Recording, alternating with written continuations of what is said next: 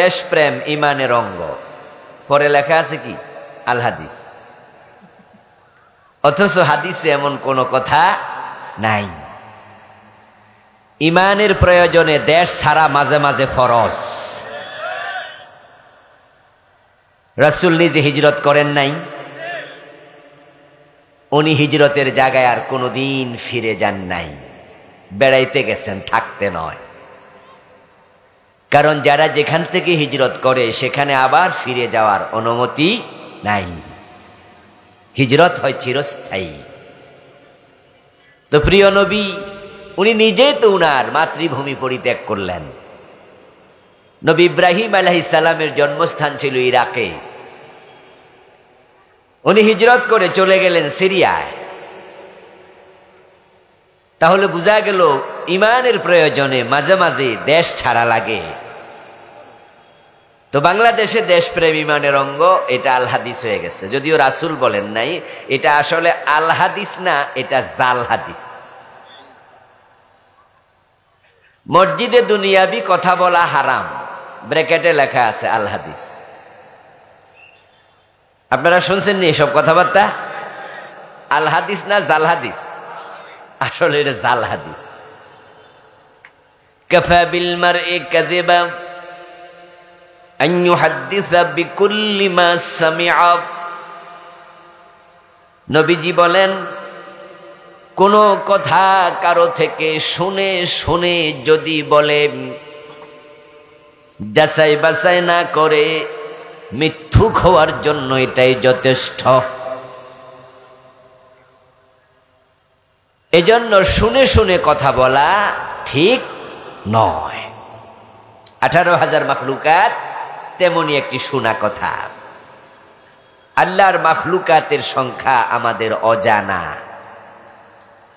বুধ, শুক্র, পৃথিবী, মঙ্গল, বৃহস্পতি, শনি, ইউরেনাস, নেপচুন, প্লুটো, বলকান,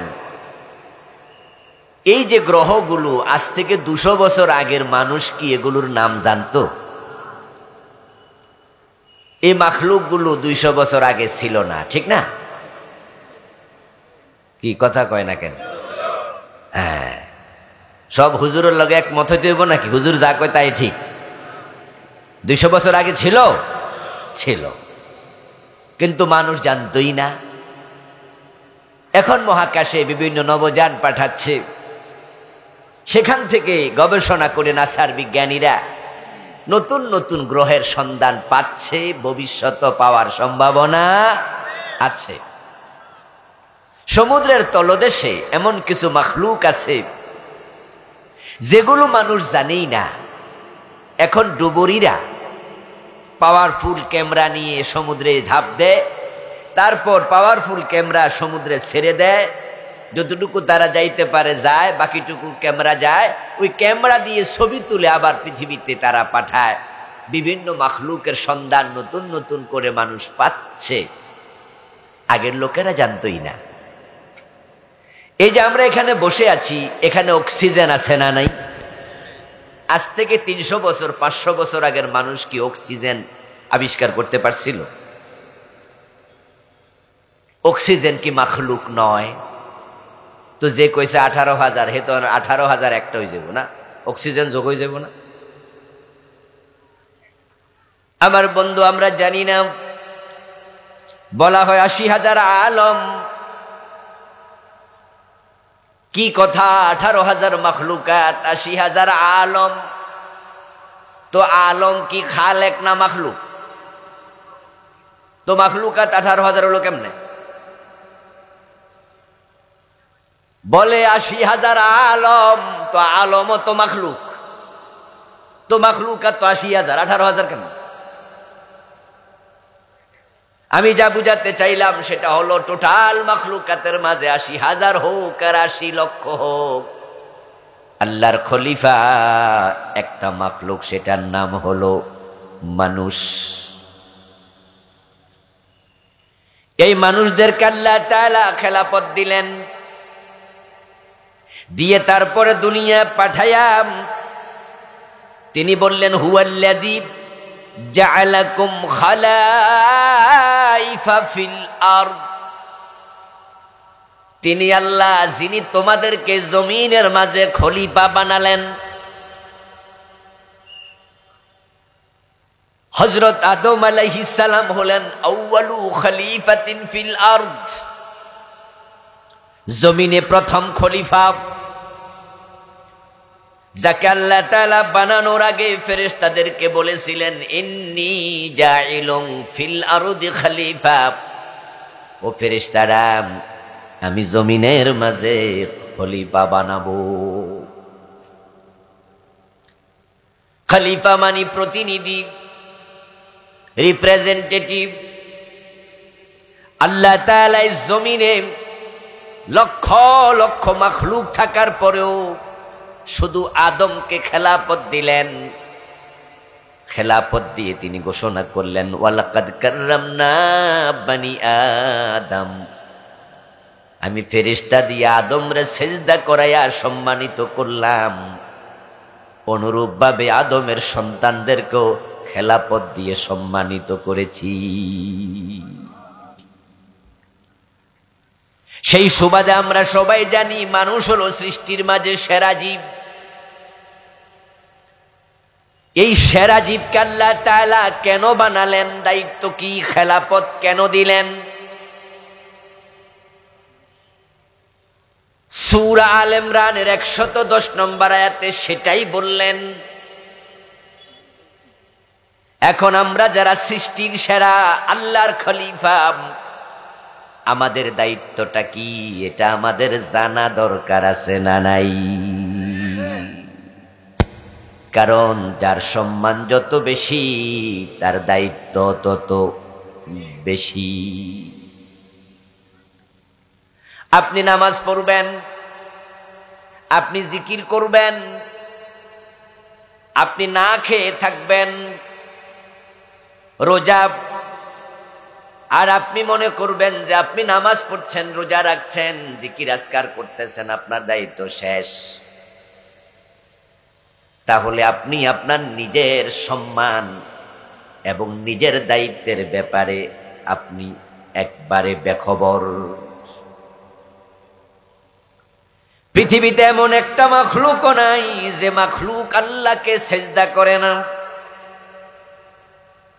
এমন কোন মাখলুক নাই যে মাখলুক নামাজ পড়ে না। এমন কোন মাখলুক নাই যে মাখলুক রোজা রাখে না। এমন কোন মাখলুক নাই যে মাখলুক আল্লাহর জিকির করে না, তাসবিহ পড়ে না। কিন্তু তারা কেউ আল্লাহর খলিফা না। কুল্লুন কাদ আলিমা সালাতাহু ওয়া তাসবিহাহু, কুল্লুন আই কুল্লু শাই। আল্লাহ কোরআন মাজিদে বলেন সব মাখলুক কাদা আলিমা, সে জানে সালাতাহু, কেমনে সালাত পড়া লাগে, ওয়া তাসবিহাহু, কেমনে আল্লাহর তাসবিহ করা লাগে। আন-নাজমু ওয়াশ-শাজারু ইয়াসজুদান, চন্দ্র তারকা বৃক্ষরাজি সবাই আল্লাহকে সেজদা করছে। কেমনে সেজদা করা লাগে এটা তারাও জানে। আলাম তারা আন্নাল্লাহা ইয়াসজুদু লাহু মান ফিস সামাওয়াতি ওয়া মান ফিল আরদ, ও নবী আপনি কি দেখেন না আকাশ এবং জমিনে যত মাখলুক আছে ইয়াসজুদু লাহু, তারা আল্লাহকে সেজদা করছে। ওয়া ইম মিন শাইইন ইল্লা ইউসাব্বিহু বিহামদিহি ওয়ালাকিন লা তাফকাহুনা তাসবিহাহুম, আকাশ এবং জমিনে একটা মাখলুকও বাদ নাই যে আল্লাহর তাসবিহ পড়ে না, তবে তাদের তাসবিহ বুঝার ক্ষমতা তোমাদের নেই। সবাই জিকির করে, সবাই তাসবিহ পড়ে, সবাই নামাজ পড়ে, সবাই সিজদা করে। কেমনে করে আমরা বুঝি না, কিন্তু আল্লাহ কয় করে। আল্লাহর ফেরেশতারা খাবার দাবার খায় নাকি? সারাক্ষণ উপাস। আর আমরা তো রোজার মাসে 14 ঘন্টা মাত্র, 15 ঘন্টা উপাস, ওরা পুরা জীবন উপাস, সারাক্ষণ তাসবিহ পড়ছে ফেরেশতা।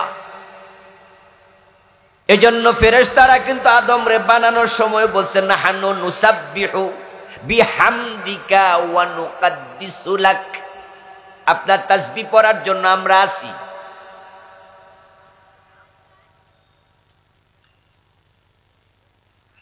وترى الملائكة حافين من حول العرش يسبحون بحمد ربهم। আল্লাহ বলো, ও প্রিয় নবীজি, আরশের চারপাশে ফেরেশতারা দাঁড়ায়া দাঁড়ায়া সবাই শুধু আপনার রবের তাসবিহ পড়ছে। হাফিন গোল হইয়া আরশের চারপাশে, কাবার চারপাশে আমরা যেমন দাঁড়ায়া গোল হইয়া নামাজ পড়ি, ও নবী আপনি তাকায়া দেখেন, আপনি কি দেখেন না মানে জানেন না? আরশের চারপাশে ফেরেশতারা আল্লাহর তাসবিহ পড়ছে সারাক্ষণ, এক সেকেন্ড বাদ নাই। ওদের কামে হলো এটা। এত তাসবিহ পড়ো তারা খলিফা না, এত সেজদা করো তারা খলিফা না, চিরদিন উপাস থাইকাও তারা খলিফা না। এখন আপনি নামাজ, রোজা, হজ, যাকাত, জিকির, আজকার কয়টা কইরা আপনি কোন আমি খলিফা? আপনি বুঝেন নাই খেলাফত কি? আপনাকে আল্লাহ সৃষ্টির সেরা বানাইছে, তাই শুধু নামাজ, রোজা, হজ, যাকাত কয়টা আপনার দায়িত্ব না? দায়িত্ব কি? কুনতুম খায়রা উম্মাহ, আল্লাহ বলে তোমরা সৃষ্টির মাঝে সেরা, সকল মাখলুকের মাঝে সেরা, সকল প্রজাতির মাঝে সেরা। উখরিজাত লিন্নাস, তোমাদেরকে মানব কল্যাণের জন্য বানানো হয়েছে, দায়িত্ব দেয়া হয়েছে। তোমরা ব্যক্তিগতভাবে একা একা শুধু আমল করার জন্য আমি বানাই নাই। ব্যক্তিগত আমলের জন্য ফেরেশতারা আছে, অন্য অন্য মাখলুক আছে। আমি আল্লাহর কথার বাহিরে কেউ চলে না। তুমি আমার কথা শুনে মসজিদে গিয়ে 5 ওয়াক্ত পড়বা নামাজ, রমাদানে হজ করবা, বছরে একবার যাকাত দিবা, এই তোমার দায়িত্ব শেষ? কয় না, এগুলোর জন্য মাখলুকের অভাব নাই, বরং তোমাকে সৃষ্টির সেরা বানাইলাম, এগুলো তোমাকে করিতেই হবে। এগুলো অন্য মাখলুকও করে, তবে তুমি যেহেতু সেরা, তোমার অতিরিক্ত দায়িত্ব আছে যেটা অন্য মাখলুকের নেই। তুমি সেরা, তোমার দায়িত্ব আরেকটা, তুমি খেলাফতের কাজ করবা। উখরিজাত লিন্নাস, তুমি একা একা বেহেশতে যাইবা না, তুমি একা একা জান্নাত খুঁজবা না। তোমাকে আমি মানুষের জন্য দায়িত্ব দিয়েছি, মানবতার জন্য বানাইছি। তুমি স্বার্থপর হবে না।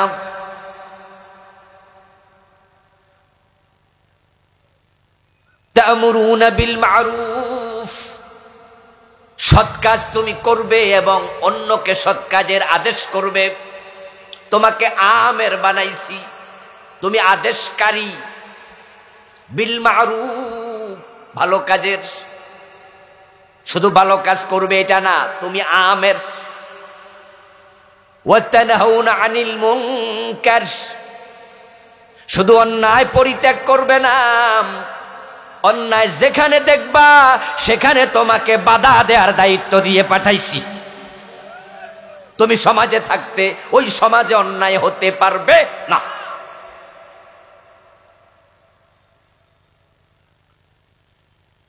ক্ষেতের মাঝে ধান লাগাইয়া বাড়িতে বসে থাকা কৃষকের দায়িত্ব নয়। মাঠের মাঝে ফলন লাগাইয়া, বীজ লাগাইয়া তারপরে মাঝে মাঝে যায় পরিচর্যা করবে, আগাছা হলে টেনে তুলে ফেলবে। অন্যের গরু এসে তোমার ক্ষেত খায় কিনা বেড়া দেবে, যখন প্রয়োজন হয় ক্ষেতের মাঝে সার দেবে। পানি শুকাই গেলে পানি দেবে। তারপরে তুমি কৃষক, শুধু ধান লাগায় বাড়ি যায় ঘুমায়া থাকবা, তুমি আদর্শ কৃষক না।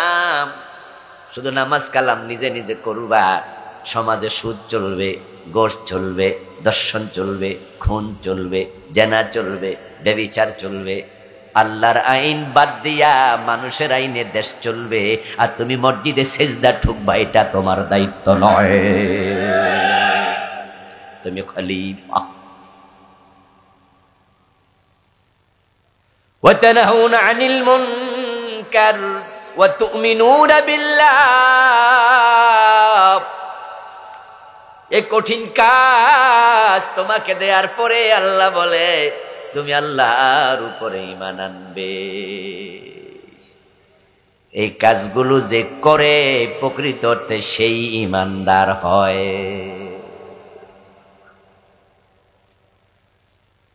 প্রিয় ভাইরা, আল্লাহ তাআলা আমাদেরকে দায়িত্ব দিলেন খেলাফতের, কাজ দিলেন মানুষের। এখন বাংলাদেশের দিকে তাকান, আমরা সৎ কাজের আদেশও করি না, অন্যায় নিষেধও করি না, বরং নিজে নিজে ইবাদত করে জান্নাত খুঁজতেছি। এবং জমিনে আল্লাহর খেলাফত নাই।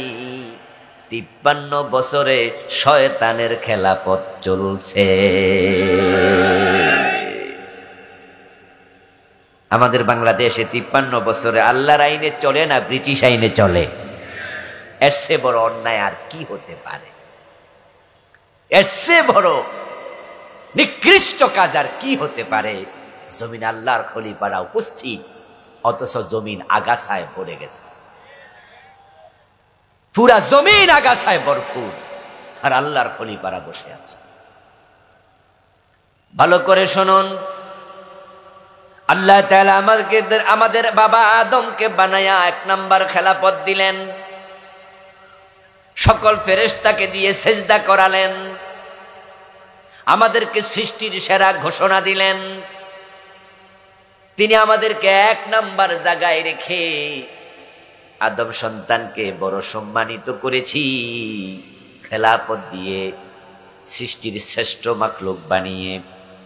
সাথে সাথে আবার বললেন যুম্মা রাদাদনাহু আসফালা সাফিলিন। আবার তাদের কিছু মানুষকে আমি সবার নিচে নিক্ষেপ করে ফেলে দিয়েছি। যুম্মা রাদাদনাহু আসফালা সাফিলিন, আসফাল সবার নিচে ফেলে দিয়েছি। উলাইকা কাল আনআম, যাদেরকে নিচে ফেলে দিয়েছি এগুলো আর মানুষ না, এগুলো পশু। কাল আনআম, এগুলো পশুর মতো।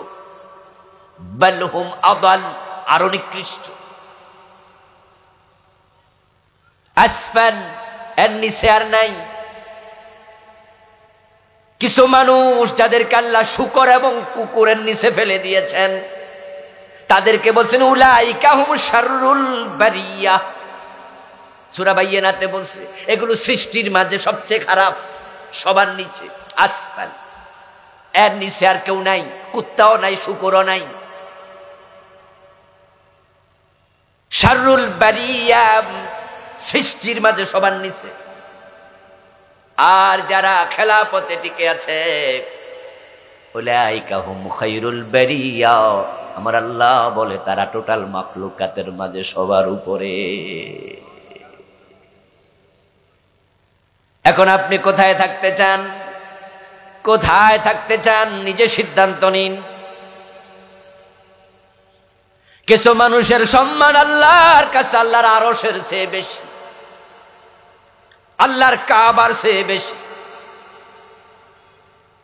আবার কিছু মানুষ শূকরের চেয়ে, কুকুরের চেয়ে আরো নিকৃষ্ট। খায়রুল বারিয়া, আরশ একটা বারিয়া। বারিয়া মানে মাখলুক। আল্লাহ খালেক, আরশ মাখলুক। আল্লাহ খালেক, কাবা মাখলুক। আল্লাহ ছাড়া সব মাখলুক। আর মানুষ মাখলুকের মাঝে 1 নাম্বার। সুবহানাল্লাহ পড়েন। আরশ মাখলুক। এজন্যই তে মোমেন আল্লাহর খলিফাগুলো যতদিন পৃথিবীতে থাকবে ততদিন কিয়ামত হবে না। তাদের সম্মান এত বেশি, ঈমানওয়ালার সম্মানে আল্লাহ কিয়ামত করবেন না। যদি একজনও থাকে, قال رسول الله صلى الله عليه وسلم لا تقوم الساعة على أحد يقول الله الله আল্লাহ আল্লাহ বলার মতো একজন মুমিন যদি থাকে, কিয়ামত হবে না। মুমিনের এত দাম, আল্লাহর কাছে এত সম্মান। হ্যাঁ, একদিন কিয়ামত হবে। যেদিন কিয়ামত হবে, কিয়ামত হওয়ার সময়, কিয়ামত হওয়ার এক মুহূর্ত আগে আরশ আছে, কুরসি আছে, লৌহে মাহফুজ আছে, কাবার ভিটিটাও আছে, দুনিয়ার সব আছে, কিন্তু শুধু মুমিন নাই। তাই মুমিন যখন থাকবে না, আল্লাহ আরশটাও আর রাখবে না, আছাড় মেরে ভেঙে ফেলবে।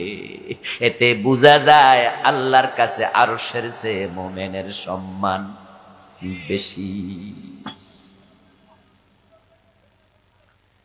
উলাইকা হুম খায়রুল বারিয়া, তারা সৃষ্টির মাঝে এক নাম্বার। খায়রা খিয়া ইসমে তাফজিল। আবার সে জায়গায় থাকতে পারবেন না, সবাই নিচে। এখন প্রশ্ন হলো, এত উপর থেকে নিচে গেল, দোষটা কার? আল্লাহর না মানুষের? চুপ করে থাকা যাবে না, কথা বলেন, কনসেপ্ট বলেন। এই যে কিছু উপরে কিছু নিচে, দোষ কি আল্লাহর নাকি? আল্লাহ মানুষকে কোথায় রাখছিল বানাইয়া? তো নিচে গেল কেডা? নিচে তো আপনি নিজে গেলেন, আপনার দায়িত্ব আপনি আদায় করেন নাই।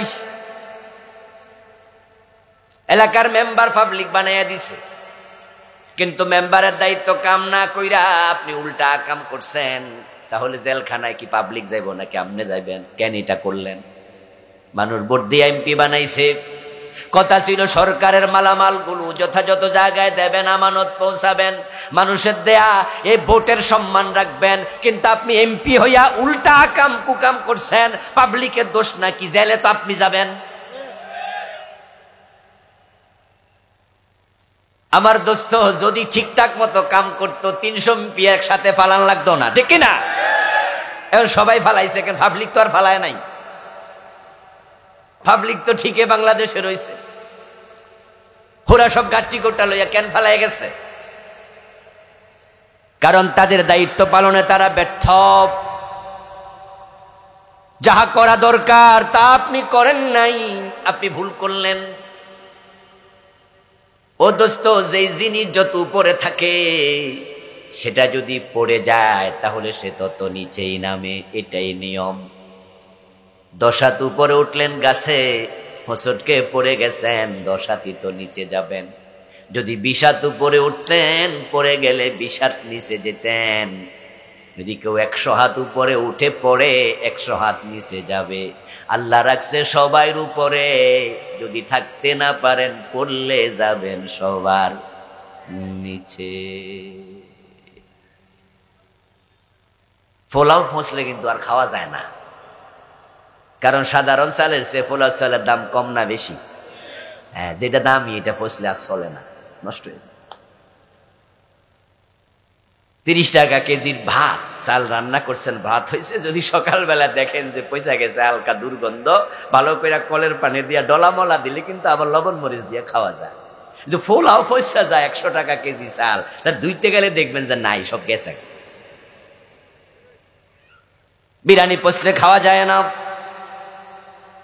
এখন আল্লাহ তাআলা আমাদেরকে দায়িত্ব দিলেন, তা'মুরুনা বিল মা'রুফি ওয়া তানহাউনা আনিল মুনকার, উখরিজাত লিন-নাস, মানুষের জন্য বানাইছি।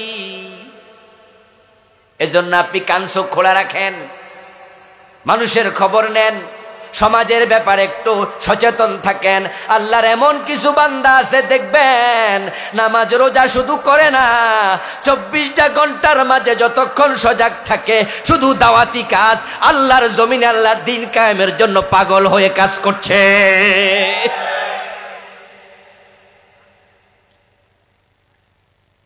তাদেরকে ধইরা জেলে দিলে জেলখানা যাইও কাম শুরু করে, ঠিক না? ওখানে যাওয়ার পরও দেখা যায় চোর ডাকাতরে ভালো করে লাইব।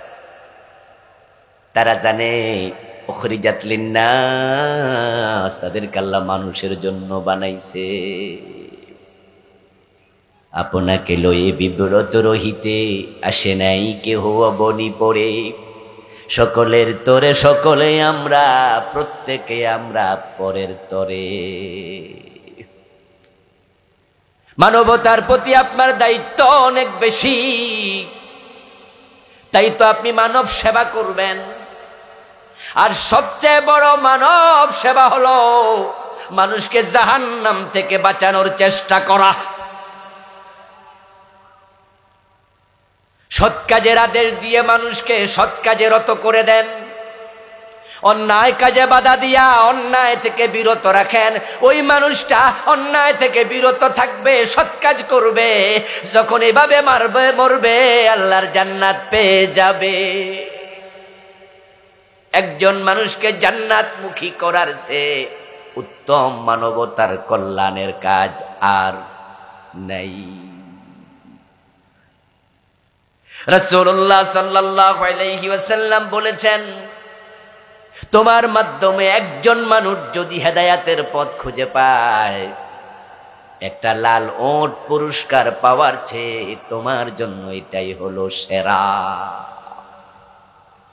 লাল ওট মানে হলো রাসূলুল্লাহর জামানায় আজকের হেলিকপ্টারের মতো দামি জিনিস, মার্সিডিজ বেঞ্জ গাড়ির মতো দামি জিনিস। তৎকালীন যুগে যোগাযোগের জন্য যে বাহন ছিল, গাধা, খচ্চর, ওট, ঘোড়া, এই চারটার মাঝে ওট হলো সবচেয়ে দামি, আর লাল ওট ছিল সবচেয়ে দামি। নবী মুহাম্মদ বলেন, একটা লাল ওট পাইলে তুমি যত খুশি হবে, আনন্দিত হবে। তোমার মাধ্যমে একজন মানুষ যদি সত্যের পথ খুঁজে পায়, এটা তোমার জন্য আরো বড় পুরস্কারের মতো। এই জন্য মানবতাকে নিয়ে ভাবুন, মানুষকে সত্যের পথে ডাকুন। রাসূলুল্লাহ থেকে দেয়া এটা বড় দায়িত্ব। আপনি খাবেন, পাশের লোক না খায়া থাকবে, মানবতার প্রতি আপনি চোখ বন্ধ রাখলেন। আপনি নামাজে যাবেন, আপনার ঘরে আপনার সন্তান ঘুমায় আছে, আপনার স্ত্রী বেনামাজি, আপনি ভালো মানুষ হাজি, বউ পর্দা করে না, আপনার ভাই বোন ইসলাম মানে না, অথচ আপনি নিজেই জান্নাতি ভাবছেন। নো বন্ধু, কু আনফুসাকুম ও আহলিকুম নারা, জাহান্নাম থেকে নিজে বাঁচো, নিজের পরিবারকেও বাঁচাও। হাসরের ময়দানে শুধু সন্তানের মামলায় বাবা আসামি হয়ে জাহান্নামী হবে, এমন বাবা অসংখ্য, অথচ বাবা নামাজি ছিল। স্ত্রীর মামলায় স্বামী আসামি হয়ে জাহান্নামে যাবে, অসংখ্য স্বামী, অথচ স্বামী হাজী সাহেব ভালো মানুষ। শুধুমাত্র সন্তানের প্রতি, স্ত্রীর প্রতি, সমাজের প্রতি দায়িত্ব আদায় করে নাই, তাই আল্লাহ তাকে জান্নাত দেবেন না। ইয়া আইয়ুহাল্লাযীনা আমানু ইন্না মিন আজওয়াজিকুম ওয়া আওলাদিকুম আদুওয়ান লাকুম ফাহযারুহুম। ও মুমিনেরা, তোমাদের কারো কারো স্ত্রী, কারো কারো সন্তান আল্লাহর সামনে তোমাদের বিরুদ্ধে মামলা দিয়া দুশ্মনী করবে। সেদিন তারা বলবে, আল্লাহ আমার বাবাকে ডাকো, আমার বাবা নিজে নামাজে গেছে, আমাকে নামাজে নেয় নাই, অথচ তার দায়িত্ব ছিল আমার বয়স 7, তখন নামাজ শিখাবে, আমার বয়স 10, নামাজ না পড়লে প্রয়োজনে শাসন করবে। কিন্তু আমি ইন্টারমিডিয়েটে পড়েছি, বাবা ফজরের নামাজে শীতের মাঝে মসজিদে চলে গেছে, আমাকে সাথে করে নেয় নাই। আমার বাবা আমাকে ইন্টারমিডিয়েট অ্যান্ড্রয়েড সেট কিনা দিছে এসএসসিতে, আমি রাতের বেলা দরজা লাগায়া বাবার দেয়া টাকার মোবাইলটাতে সিনেমা নাটক দেখেছি। বাবা শাসন করে নাই। আমি বোরকা ছাড়া কলেজে গেছি, হাই স্কুলে গেছি, কত যুবক আমার দিকে তাকিয়েছে ফেল ফেল নয়নে। আমার আমল নামে আজকে লাখ লাখ কবিরা গুনাহ। বাবা নিজে আমাকে আজকে বোরকা সিলাইয়া দেয় নাই, দিলে আমি আজকে এই জায়গায় আসতাম না। নাজআলহুমা তাহতা আকদামিনা লিয়াকুনা মিনাল আসফালিন, আমি পায়ের নিচে রেখে তারপরে জাহান্নামে যাব।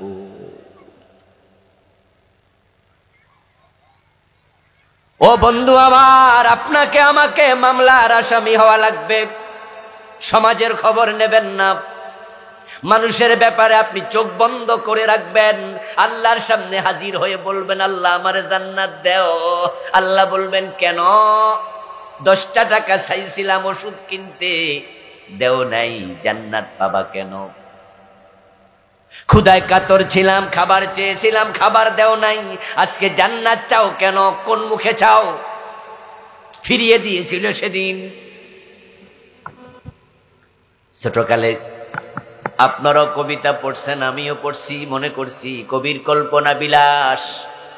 পরে কামেলে উঠে বুখারী খতম করতে গিয়ে দেখি কবির কথা নয়, হাদিসে কুদসি। হাসরের দিন বলিবেন খোদা, হে আদম সন্তান, তুমি মোর সেবা করনি, যবে ছিল রোগে অজ্ঞান। বলিবে মানুষ, হে প্রভু করতার, আমরা কেমনে লইব তোমার পরিচর্যার ভার। বলিবেন খোদা, দেখুনি মানুষ কেঁদেছে রোগের ঘোরে, তারি শুশ্রূষা করিলে তুমি সেটাই পাইতে মোরে।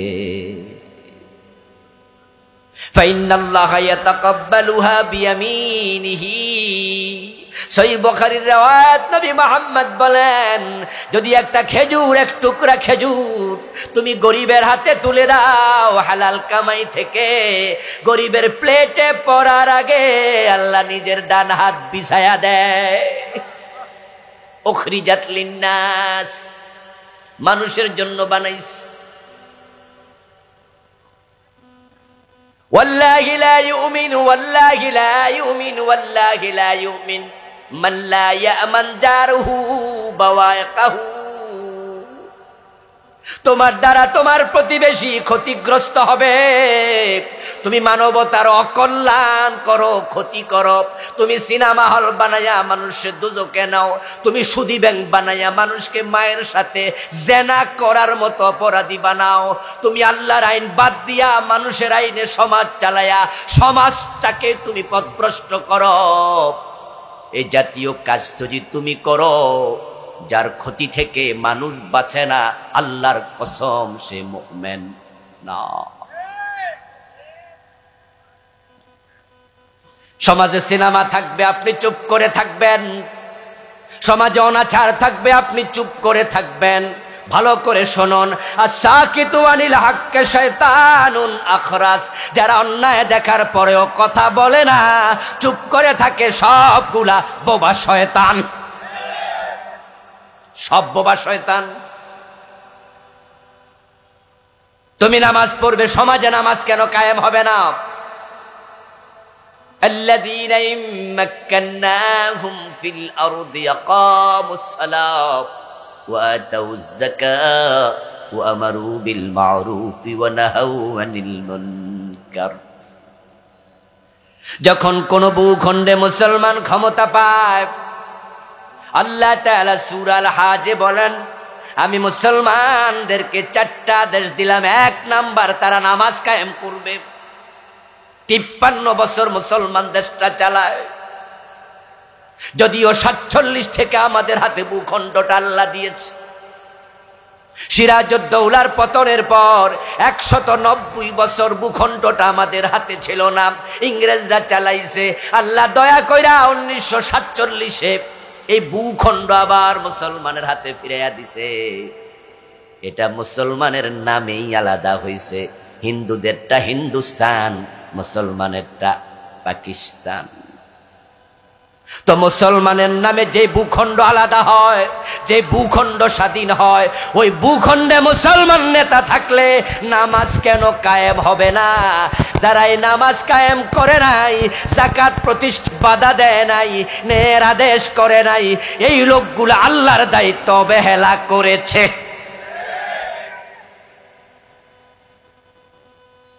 এখন আপনারা আমার সামনে যারা আছেন, সে অবহেলাকারীদের আপনারা অনেকে আছেন যারা তাদের ভোটার, তাদের ডোনার, তাদের সাপোর্টার।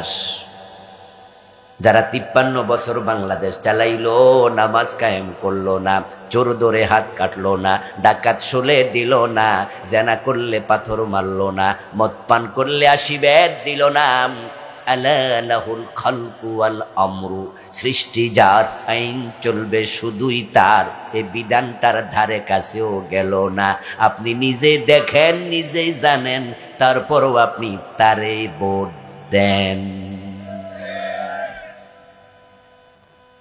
তাকে ডোনেট করেন, তার মিছিলে আপনি যান, তাকে সাপোর্ট করেন, অথচ আপনি নামাজি, অথচ আপনি হাজি। তারপর দায়িত্বকে শুধু নামাজ আর রোজা, মানবতার দায়িত্ব আল্লাহ আপনাকে দিয়ে সেরা মাখলুক বানাইছে, আল্লাহ বলে নাই? পুরা মানবতাকে নিয়ে আপনাকে ভাবতেই হবে।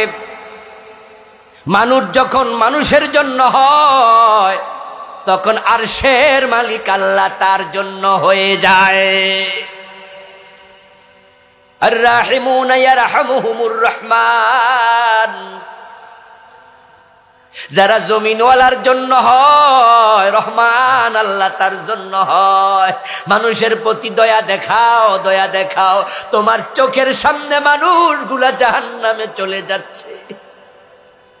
এই দেশটা জাহান্নামে মানুষকে নেয়ার জন্য গত 15 বছর কত রকমের চেষ্টা নেতারা করছে, কল্পনা করতে পারবেন না।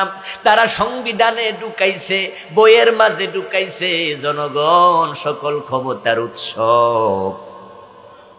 যারা মানবে সবগুলো মুশরিক, জাহান্নামী। রাষ্ট্র এগুলা বানায়া মানুষরে মুশরিক বানাচ্ছে।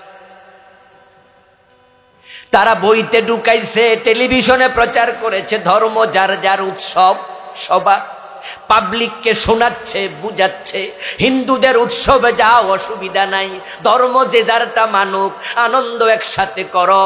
অথচ কোনো ব্যক্তি যদি কোনো হিন্দুদের উৎসবে নিজের হিন্দুদের পূজায় উৎসব মনে করে যায়, সাথে সাথে ঈমান শেষ। যেই রাষ্ট্র এইভাবে মানবতা বিরোধী, ইসলাম বিরোধী, আদর্শ বিরোধী কাজ প্রমোট করে, যারা সেই রাষ্ট্র দীর্ঘদিন চালালো, আপনি নামাজি হইয়া তাকে সাপোর্ট করছেন, তাহলে বোঝা গেল আপনিও মানবতার সাথে উপহাস করছেন। অথচ কুনতুম খায়রা উম্মাহ উখরিজাত লিন্নাস, আপনাকে মানবতার কল্যাণের জন্য আল্লাহ বানাইছে। মানুষকে আল্লাহর পথে যখন ডাকেন, এটা হলো সবচেয়ে বড় কল্যাণ। ওয়ামান আহসানু কাওলাম মিম্মান দাআ ইলাল্লাহ ওয়া আমিলা সালিহা ওয়া ক্বালা ইন্নানি মিনাল মুসলিমিন। একজন লোক ভিক্ষা করছে, গরিব মানুষ। আমি আপনাকে বললাম, ভাইজান আমি 100 টাকা দিছি, আপনিও দেন, এটা একটা ভালো কাজ, একটা মসজিদ হচ্ছে। আমি আপনাকে বললাম, ভাই এই মসজিদে আমি 100 ব্যাগ সিমেন্ট দিছি, আপনিও দেন, এটা বড় ভালো কাজ। এইভাবে যত ভালো কাজ আছে বলা হবে, আল্লাহ প্রত্যেকটাতে নেক দেবেন। এবার আল্লাহ বলছে, যখন কেউ মানুষকে আল্লাহর দিকে ডাকে, এর চেয়ে ভালো কোনো কাজ আর নেই। ওয়ামান আহসানু কাওলাম মিম্মান দাআ ইলাল্লাহ, তার কথার সে কার কথা সেরা, যে মানুষকে আল্লাহর দিকে দাওয়াত দেয়। ওয়া আমিলা সালিহা, এবং নিজে নেক আমল করে। ওয়া ক্বালা ইন্নানি মিনাল মুসলিমিন, এবং ঘোষণা করে আমি একজন মুসলিম। এখন এই যে একটা কাজ, এই কাজটা একা একা হয় না, এটার জন্য সংঘবদ্ধ প্রচেষ্টা লাগে। এজন্য অন্য আয়াতে আল্লাহ বলেন, ওয়ালতাকুম মিনকুম উম্মাহ ইয়াদউনা ইলাল খায়র, তোমাদের মাঝে একটা দল থাকা উচিত, যেই দলের মানুষগুলো মানুষকে কল্যাণের পথে ডাকবে। ওয়ালতাকুম মিনকুম উম্মাতুন, তোমাদের মাঝে একটা দল থাকা উচিত। কে বলতেছে? জোরে বলেন, কে বলে?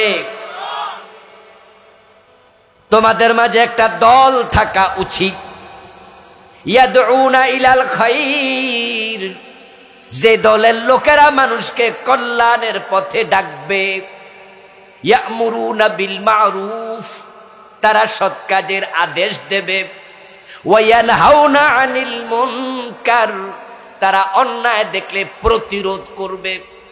তাই একটা দল থাকা উচিত।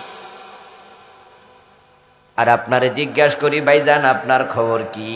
কয় আমি কোনো দলমল করি না। কোন দল করে না এমন ফির বাংলাদেশে আছে না নাই?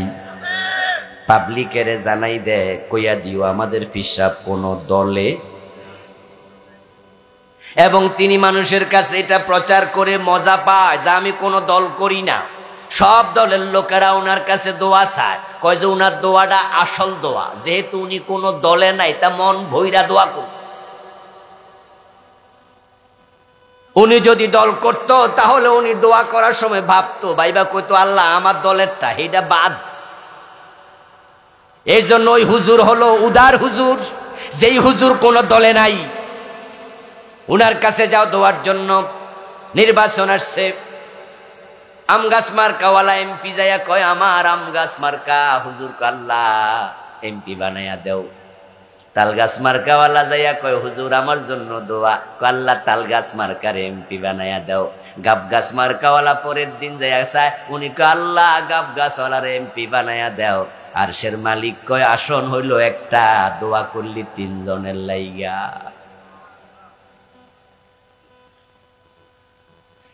সবার থেকে সুবিধা নেয়ার জন্য কিছু আলেম, কিছু ফির, কিছু বক্তা, কিছু মসজিদের খতিব, কিছু নামাজি, কিছু হাজি আজকের মাঠেও আছে, আমি কোন দল করি না।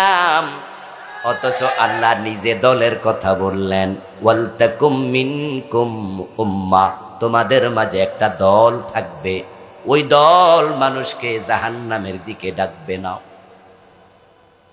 ব্রিটিশ আইন প্রতিষ্ঠা করার জন্য ডাকবে না, সিনেমা হল সুদী ব্যাংকের দিকে ডাকবে না, ইয়াদউনা ইলাল খাইর, ওই দলের লোকের আল্লাহর কোরআনের পথে মানুষকে ডাকবে। এমন দল বানানোর জন্য কে বলছে?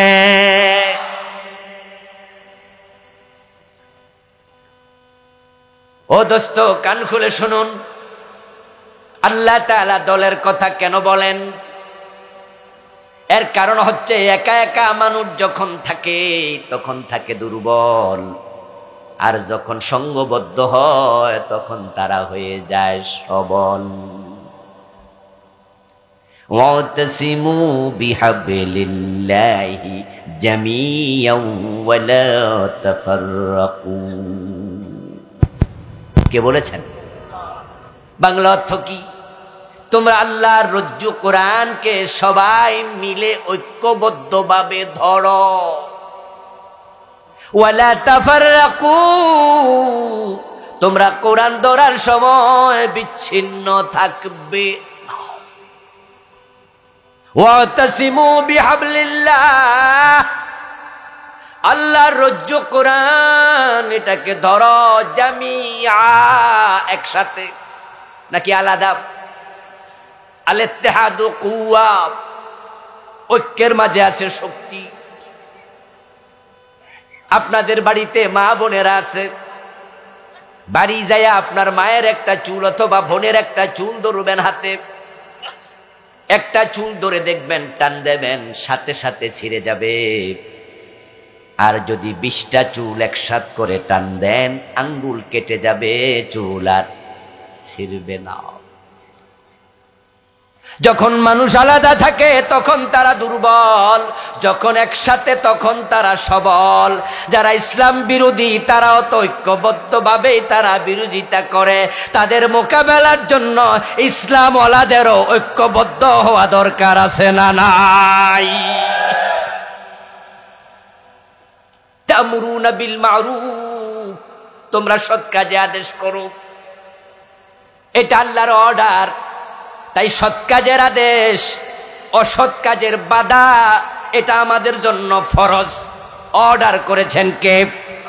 আর আল্লাহর আদেশ মানা কি? ফরজ।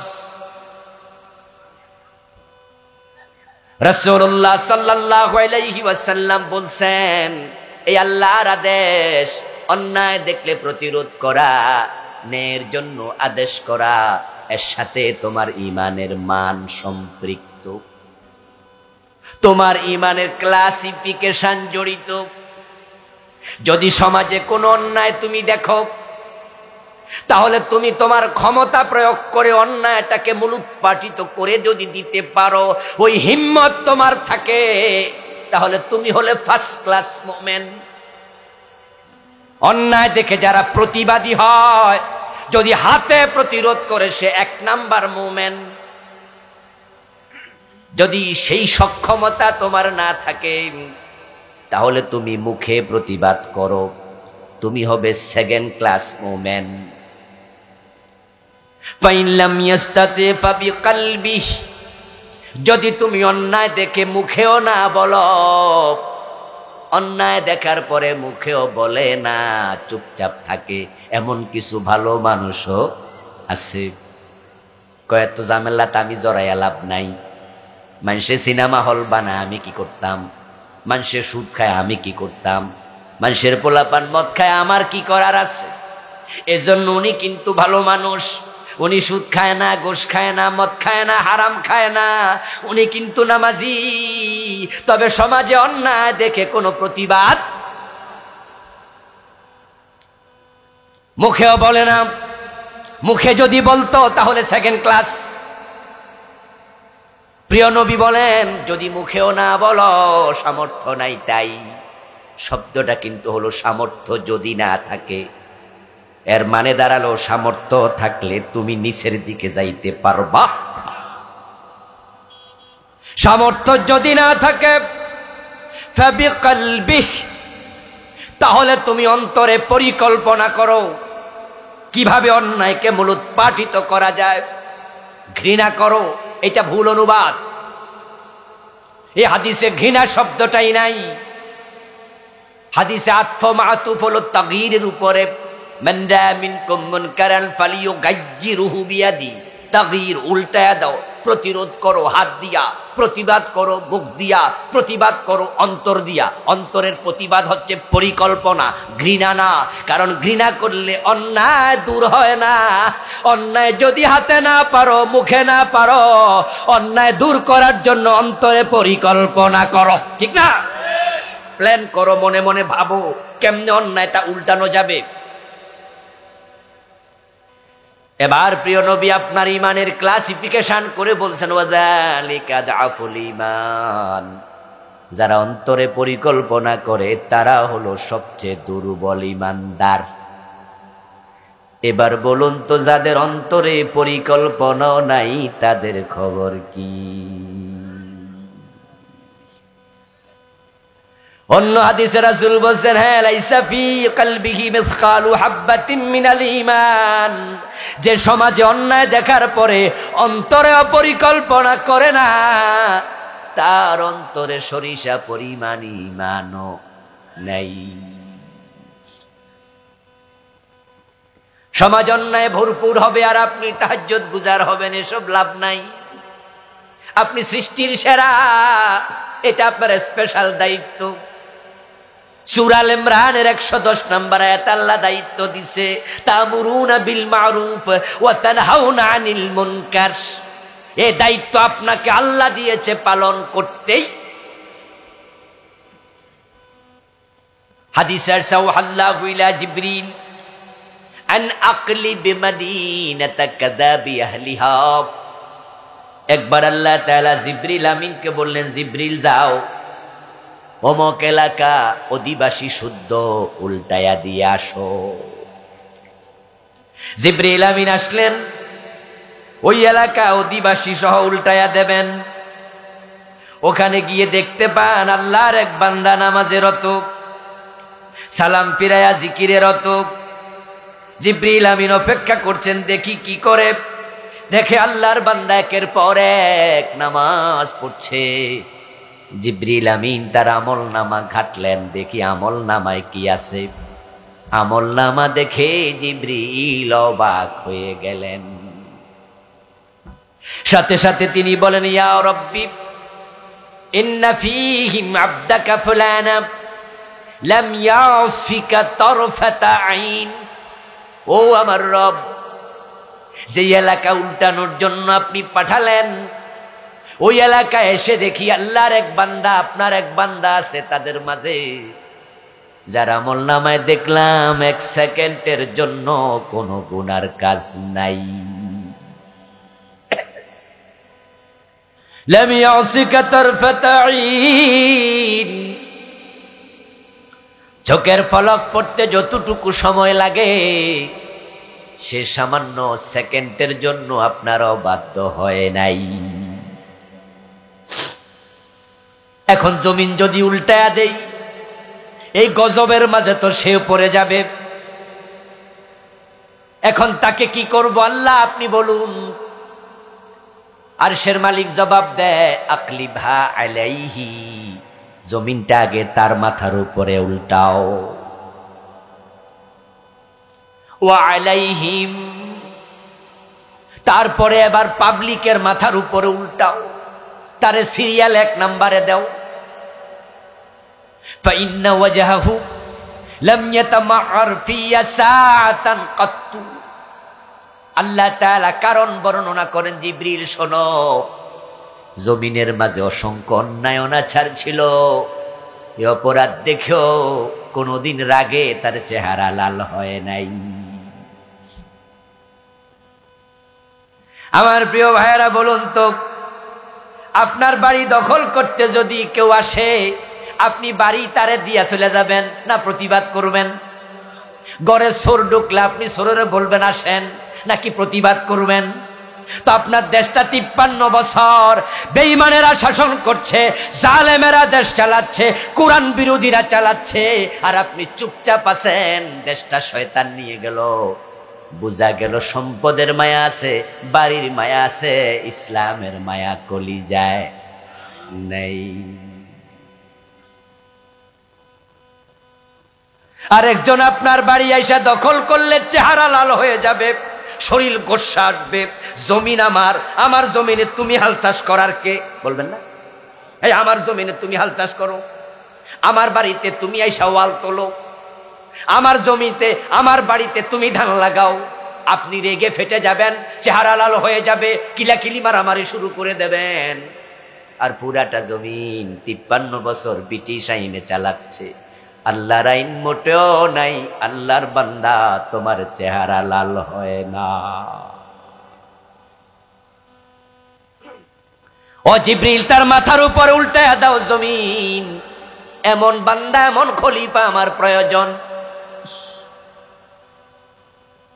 ওয়াত্তাকু ফিতনাতাল লা তুসিবান্নাল্লাযীনা যালামু মিনকুম খাসসা।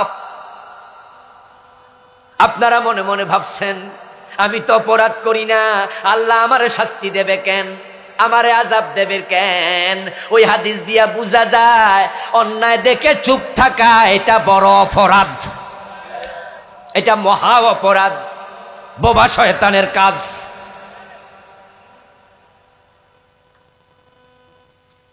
রাস্তার পাশে যুবতী মেয়ে দাঁড়ায় দাঁড়ায় কাঁদে। এলাকার পরিচিত একজন জিজ্ঞাসা করলো, কি গো রোকেয়া, কাঁদস কেন? ওই যুবতী মেয়ে বলে, বাইরে ভাই, কাঁদবো না কেন? বাবা মরছে, মা মরছে 7-8 বছর, আবার ছেলেটাকে বিদেশ পাঠাতে চাই, তাই বাবার রেখে যাওয়া সম্পদ ভাই খাচ্ছে। ভাইকে বলছি, ভাই আমারে কিছু দেও, বেচা কিনা ফোলা বিদেশ দেব। ভাই আমারে ধমকায়া বাইর করে দিছে, এই বাড়ির দিকে তুই আসবি না, বাইর। এখন বাড়ি যায় যদি বলি, স্বামী আবার ধমকাবে, কোথায় যাব, রাস্তায় কাঁদি।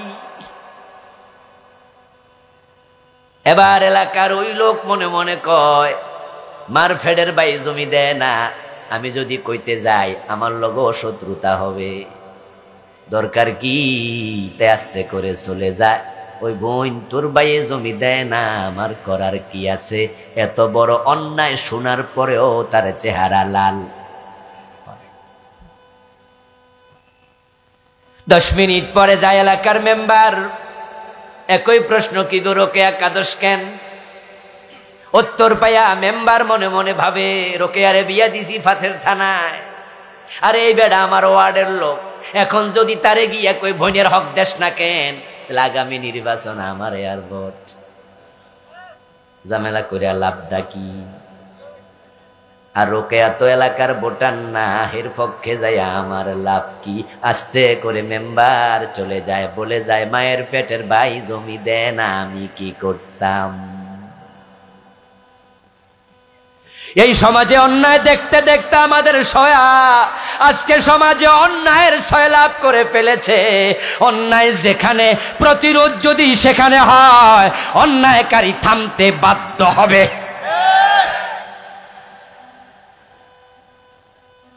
সামাজিক বিভিন্ন মেল দরবারে দেখবেন 100 জন মানুষ হাজির, তার মাঝে নেতা টাইপের 4-5 জন, তারা তলে তলে ঘুষ খাইয়া মেলে আইসা দরবারে আইসা এমন কথা বলে যেটা খোলা চোখে বোঝা যায় কথাটা অন্যায়, কিন্তু তারা নেতা, তাই বাকি 90 জন চুপ। তারা সবাই বুঝতেছে বেড়া ঘুষ খাইয়া আইছে, না হয় তারা কেমনে দিবালোকে প্রকাশ্যে কথা কয়। এখন কথা বললে তো আবার বেটা আমার দুশ্মন হবে, তা আমি কইয়া লাভ কি? তাই চুপ করে থাকে। ঠিক ঘোষ খাইয়া উল্টায়া দেয় বিচার। যদি ওই 90 জন কথা বলতো, জালেম গুলো থামতে বাধ্য হতো, কিন্তু না, দরকার নাই। এই যে আপনি অন্যায় বাধা দিলেন না, আপনি বাড়ি চলে গেলেন, যাওয়ার সময় আসরের নামাজটা মসজিদে পড়ে গেলেন, মনে মনে ভাবছেন জান্নাতের চাবি নামাজ পাইয়া গেছি জান্নাত। না নাম কুনতুম খায়রা উম্মাতিন উখরিজাত লিন-নাস। ওই যে রাস্তায় দাঁড়ায়া দাঁড়ায়া রোকেয়া মেয়েটা কাঁদে, আল্লাহ কয় আল্লাহর বান্দা, তোরে আমি ওই মাইয়াটার কল্যাণের জন্য বানাইছি। ও মেম্বার, তুমি রোকেয়ার চোখের পানির মূল্যায়ন করো নাই। ওই মেয়েটার ভাই জালেম, আর তুমি জালেমের পক্ষ নিয়ে চুপ থাকলা, তুমিও আর এক জালেম। কথা বলো না, তুমি বোবা শয়তান। ওই মানবতার কল্যাণের জন্য বানাইস। আমার প্রিয় ভাইয়েরা, আল্লাহর গজব থেকে বাঁচো, আযাব থেকে বাঁচো। অপরাধের কারণে যদি সমাজে আযাব আসে, তাহলে যারা অপরাধ করে না, আল্লাহ কোরআনে বলে আমি গজব থেকে তাদেরকেও ছাড় দেই। অতিবৃষ্টি, অনাবৃষ্টি, খরা, দুর্ভিক্ষ, টর্নেডো, ঘূর্ণিঝড়, ভূমিকম্প, আসমানি গজব, প্লেগ, এই মহামারী, কয়দিন আগে করোনা, এগুলো সব আমাদের হাতের কামাই। জহরাল ফাসাদু ফিল বাররি ওয়াল বাহর বিমা কাসাবাত আইদিন নাস। এই করোনায় কত পীর সাহেবও মারা গেছে, কত নামাজি মানুষও মারা গেছে। জমিনে যখন অন্যায় বেড়ে যায়, আসমান থেকে গজব নেমে আসে। প্রিয় নবীজি সাল্লাল্লাহু আলাইহি ওয়াসাল্লাম বলতেছেন, দুনিয়ার মানুষেরা হলো সবাই একটি নৌকার যাত্রীর মতো। নৌকায় যাত্রী ওঠো, রাসূল উদাহরণ দিচ্ছেন। একদল দোতলায় সিট পেল, আর একদল নিচতলায়। পানি পানের জন্য একটা ড্রাম আছে, সেটা দোতলায় রাখা আছে। নিচতলার লোকেরা মাঝে মাঝে পানির জন্য দোতলায় যায়, কিন্তু দোতলায় যারা বসে আছে ফাতাআল্লাউ বিহ, রাসূলুল্লাহর বলা শব্দ।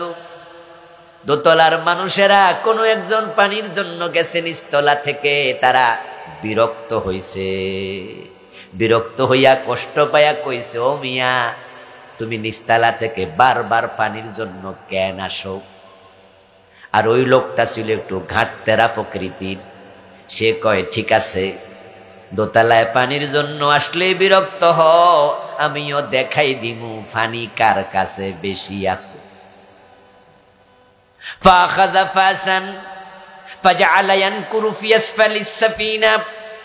প্রিয় নবীজি বলছেন, সে একটা কুড়াল সংগ্রহ করলো, তারপরে নৌকার নিচে এবার কাটতে শুরু করলো। উপরে দোতলার লোকেরা আওয়াজ শুনতেছে, ঠুক ঠুক ঠুক ঠুক আওয়াজ। কোন একজনকে পাঠাইলো, যা তো দেখ নিচে কিসের আওয়াজ।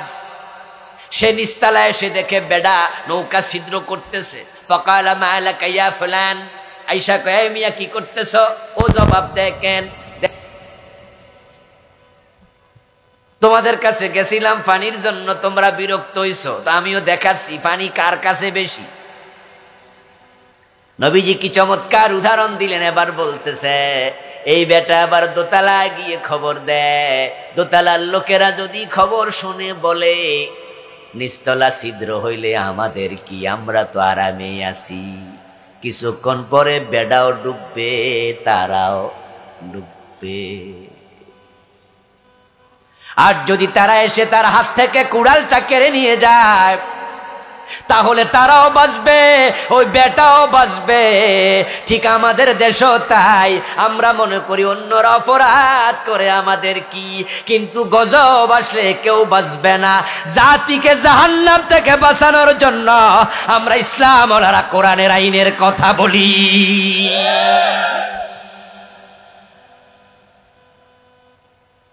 আপনারা ভাবতেছেন ইসলাম ওয়ালারা কোরআনের আইনের কথা বলে, ক্ষমতায় যাইয়া তারা মনে হয় আমাদের মতো গম চুরি করব, তারা আমাদের মতো টিয়ারের টাকা মাইরা খাবে।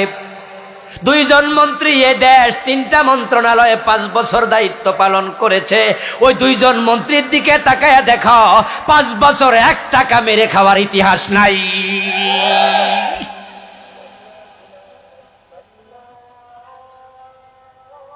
একটু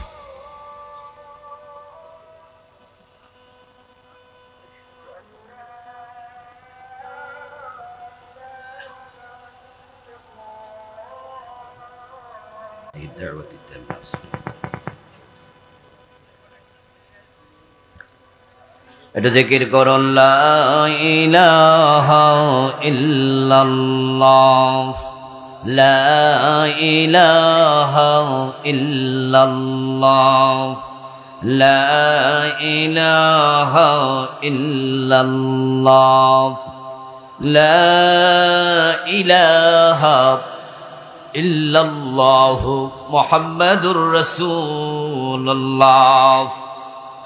প্রিয় ভাইয়েরা, এখানে ইনশাআল্লাহ ইশারের জামাত হবে। আমরা সামান্য কিছু কথা বলে আমি শেষ করব। ইশারের নামাজের পরে এখানে ইসলামী সঙ্গীতের অনুষ্ঠান হবে। শিল্পীরা এসেছেন, ইনশাআল্লাহ ইশারের নামাজ পড়ে আপনারা আবার ফিরে আসবেন। প্রিয় ভাইয়েরা, বলছিলাম আল্লাহর জমিনে আল্লাহর কোরআনের রাজ প্রতিষ্ঠার জন্যই সংঘবদ্ধ প্রচেষ্টা দরকার। ওয়ালতাকুম মিনকুম উম্মাহ, একটি দল থাকবে। আপনি বলছেন যে আপনার দল নাই, দলবদ্ধ প্রচেষ্টা ছাড়া কি ব্যক্তিগতভাবে কোরআনকে সংসদে নেওয়া যাবে? এটা সম্ভব? আল্লাহ তাআলা আল্লাহর নবীকে বলেছেন যে আপনি বলুন যে আমার উম্মত হবে ৭৩ দল, তার মাঝে জান্নাতে যাবে শুধুমাত্র 1 দল। কোন দল? ইয়াদউনা ইলাল খায়র ওয়ালতাকুম মিনকুম উম্মাহ, সেই দল যে দল মানুষকে কোরআনের দিকে, কল্যাণের দিকে, জান্নাতের দিকে ডাকবে। কিছু মানুষ আছে যারা দলবদ্ধ কিন্তু তারা একদিনও জান্নাতের দিকে ডাকে না, তারা উল্টা ডাকে। মান দাআ বিদাওয়াল জাহিলিয়া, রাসূল বলছে যারা জাহিলিয়াতের দিকে ডাকে, কোরআনের উল্টা দিকে ডাকে, তারা মানুষের প্রতিষ্ঠিত মতবাদের দিকে ডাকে। তারা বলে যে আমরা পাশ করলে বর্তমান সংবিধানকে সমুন্নত রাখব। তারা বলে আমরা পাশ করলে বর্তমান সংবিধানকে 52-72-এর সংবিধানে ফিরিয়ে নেব, যেই সংবিধানে বিসমিল্লাহটা পর্যন্ত ছিল না। রাসূল বলছে মান দাআ বিদাওয়াল জাহিলিয়া ফাহুয়া মিন জুসাই জাহান্নাম, যারা মানুষকে জাহান্নামের পথে, জাহিলিয়ার পথে ডাকবে, উল্টা দিকে ডাকবে, তারা জাহান্নামের ইন্ধন হবে। সাহাবী প্রশ্ন করলেন, ইয়া রাসূলুল্লাহ ওয়া ইন সামা ওয়া সাল্লা, যদি সে নামাজি হয়, যদি সে রোজাওয়ালা হয়, প্রিয় নবী জবাব দেন, ওয়া ইন সামা ওয়া সাল্লা ওয়া জাআমা আন্নাহু মুসলিম। সে নামাজ পড়ুক, সে রোজা রাখুক, নিজেকে মুসলমান ভাবুক, উল্টা পথে ডাকার কারণে সে জাহান্নামেই যাবে। নাউজুবিল্লাহ পড়েন। জান্নাতে একটি দল যাবে, মা আনা আলাইহি ওয়া আসহাবি, আমি নবী এবং আমার সাহাবাদের দল। এখন আপনার কোনো দলই নাই, আপনি একা। অথচ আপনি যখন মারা যাবেন, কবরে রাখার সময় কিন্তু আপনাকে দলেই যেতে হবে। পাবলিক সবাই বলবে বিসমিল্লাহি ওয়া আলা, বাংলা অর্থ কি? বিসমিল্লাহি আল্লাহর নামে, ওয়া আলা মিল্লাতি রাসূলিল্লাহি, রাসূলের দলে তুলে দিলাম। তো আপনি আজীবন বলছেন দল করেন নাই, আজকে পাবলিক আপনাকে রাসূলের দলে ধাক্কায়া তুলে দিল। আপনাদের কাছে আমি জানবো, যে লোক জীবিত থাকতে রাসূলের দলে যায় নাই, মরা লাশ রাসূল গ্রহণ করবেন নাকি?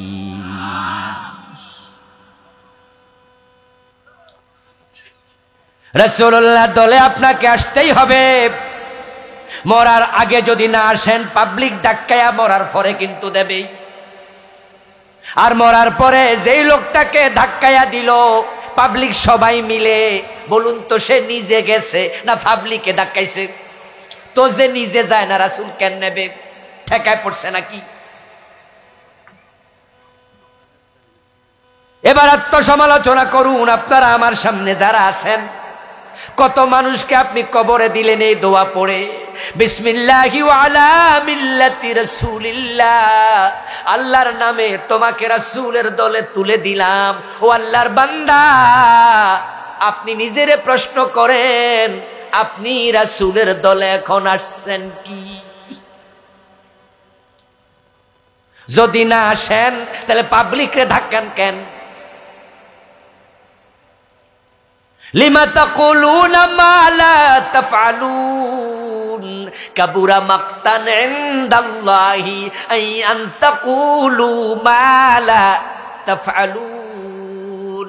আল্লাহ বলে, এমন কথা কেন বলো যা নিজে করো। কাবুরা মাকতান ইনদাল্লাহ, এটা আল্লাহর কাছে বড় গুনাহ, এমন কথা তুমি বলো যা নিজে করো না। তাহলে কবরে যদি আল্লাহর দলে, রাসূলের দলে মানুষরে তুলে দেন, আপনি এই দোয়া পড়েন, আপনার নিজের রাসূলের দলে, কোরআনের দলে আসা দরকার আছে না নাই? চলে আসেন, চলে আসেন, সুযোগ এবার আসতেছে।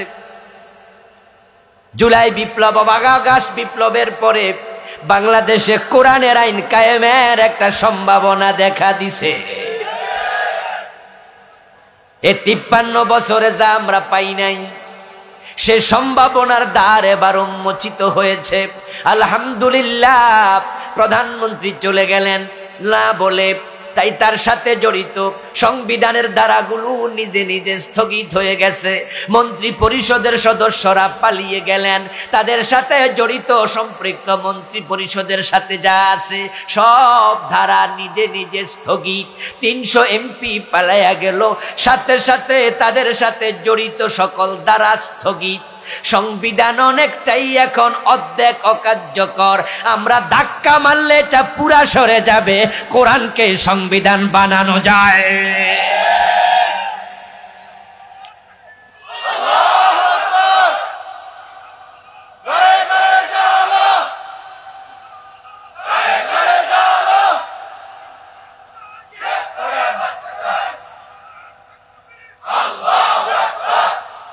আমার বন্ধু, সুযোগ এবার আল্লাহ করে দিছে। জুলাই যে বিপ্লব হলো, এই বিপ্লব কিন্তু কোনো মানুষ করে না, এটা করেছে স্বয়ং আল্লাহ। আমাদের ছাত্র জনতা ছিল শিলা, কারণ জুলাইয়ের 1 তারিখে যখন আন্দোলন শুরু হলো ভালো করে, তাদের দাবি ছিল সংস্কার, কোটা সংস্কার। রাষ্ট্রের সরকার পরিবর্তনের চিন্তাও মাথায় ছিল না। তারা বলছে আমাদের চাকরিতে কোটাটা একটু সংস্কার করে দেন। প্রধানমন্ত্রী যদি তখন বলতো ঠিক আছে, তাহলে কোনো আন্দোলন হইতো? সরকার চেঞ্জ দূরের কথা, আন্দোলনই তো হইতো না। যেটা উঠছিল ওইটা ছিল ঘামাসি, কিন্তু চুলকাইলে যে ক্যান্সার হইয়া রুগী মরে যাবে রুগী ভাবেই নাই। এর আগে কত বড় বড় আন্দোলন উনারা দমাই দিছে, কোনো ব্যাপারই না। আর এটা তো ছিল ফোলাফানের আন্দোলন, দাদারা ফেল, বাফেরা ফেল, চাচারা ফেল, ফোলাফান 100 নাম্বার পাইয়া পাস। পাস করাই দিছে কেডা? আসমানের মালিক। যখন গুলি হলো তারা রাস্তায় নামলো, আমি তো অবাক হই। 28শে অগাস্টে ঢাকাতে কত বড় সম্মেলন হলো, 3-4টা ককটেল ফুটানোর পরে এই 28শে অক্টোবর, গত 28 তারিখে কত বড় সম্মেলন ঢাকায়, কয়টা ককটেল ফুটছে আর সব নেতা কর্মী সব পালাই গেছে। আর অগাস্ট বিপ্লব যারা ঘটাইলো তারা বুক ছিটিয়ে গুলি নিয়েছে। আজীব, কেউ ফলায় না। পুলিশ বলতেছে স্যার গুলি দিলেই তো 1-2টা মরে, বাকিটি খারাই থাকে। গুলি শেষ হয়ে যায় তারা সরে না, ঠিক কিনা? আজীব, পিচ্ছি পিচ্ছি পোলাপান, 10 বছর 12 বছর রাস্তা। ওদের বুকের মাঝে আল্লাহ এমন হিম্মত এবার ঢুকে দিছে যে এবার যা ঘটাবো আমি আল্লাহ, তোরা সামনে যা। সেটাই ঘটে গেল।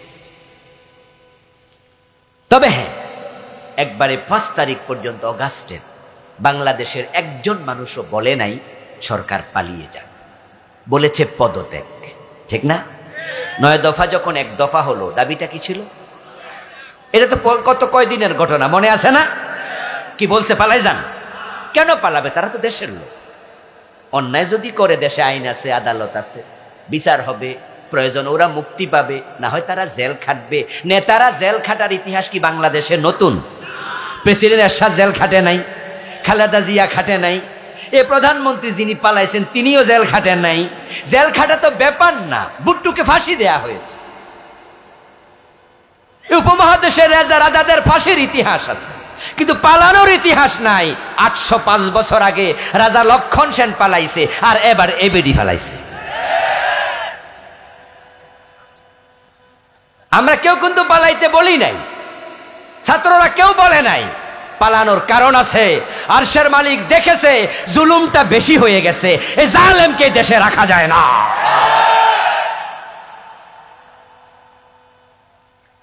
যে ওয়াকার যাইয়া বলছে যে ম্যাডাম মাত্র 45 মিনিট, আচ্ছা ওই বেডারে কি সেনাপ্রধান আমরা বানাইছিলাম? ও কি আমরা আত্মীয় না উনার আত্মীয়?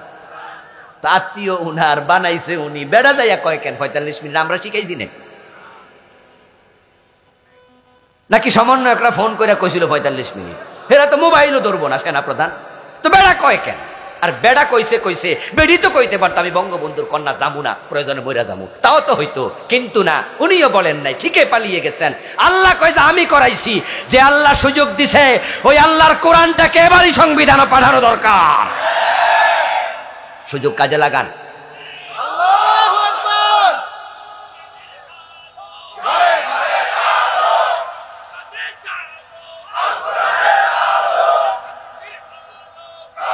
আমার প্রিয় ভাইয়েরা, আল্লাহর কোরআনকে এবারই সংবিধান আমরা বানাতে চাই। ডক্টর কামালের লিখা সংবিধান 53 বছরে আমাদেরকে শান্তি দিতে পারে নাই, চুরি বন্ধ করতে পারে নাই, বরং এই সংবিধানের ফাঁক ফোট্ট দিয়া ঢুইকা বাড়ির ফিয়ন নাকি 400 কোটি টাকা চুরি করে নিয়ে যায়। এদেশের টাকা চুরি করে কানাডায় বেগম পাড়া তৈরি হচ্ছে। এটা থামাতে হবে। জাতিকে অর্থনৈতিক মুক্তি দিতে হবে, আল্লাহর জান্নাতের দিকে ডেকে নিতে হবে। সেজন্য যা দরকার সেটা হচ্ছে আল্লাহর জমিনে কোরআনের বিজয়ের আন্দোলন করা দরকার।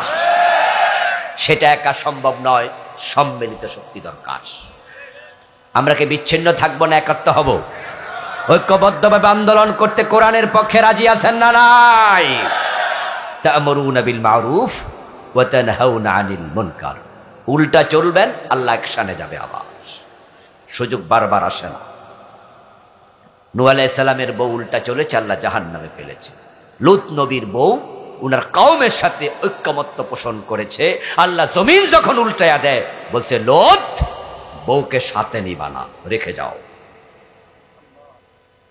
লূত আলাইহিস সালামকে আল্লাহ ফেরেশতা দিয়া পাঠাইয়া অর্ডার করছে বউকে সাথে নিবা না। তোমার বউ তোমার সাথে একমত হয়নি, ওই কওমের সাথে একমত ছিল। ফেরেশতা দুই দিক থেকে কোদালের মতো কোপ দিয়ে পুরা জমিনটাকে হাতের তালুতে নিয়েছে। ফাজাআলনা আলিয়াহা সাফিলাহা আমতারনা আলাইহিম মাতারা আমতারনা আলাইহা হিজারা। ফেরেশতা এভাবে তুলছে লূত নবীর বউ শুদ্ধ পুরা কওমকে। আল্লাহ বলে, আকাশ থেকে আমি পাথরের বৃষ্টি বর্ষণ করে পশুর চিবানো ভুসি বানিয়ে দিয়েছি। তারপর বলেছি জমিনটাকে উল্টিয়ে দাও। জমিন উল্টানো হয়েছে, সেখানে সাগর হয়ে গেছে। ওই গজবের ভিতরে নবী লূতের বউ পড়েছে, একটা অপরাধ, অন্যায়কারীদের সাপোর্ট করেছে।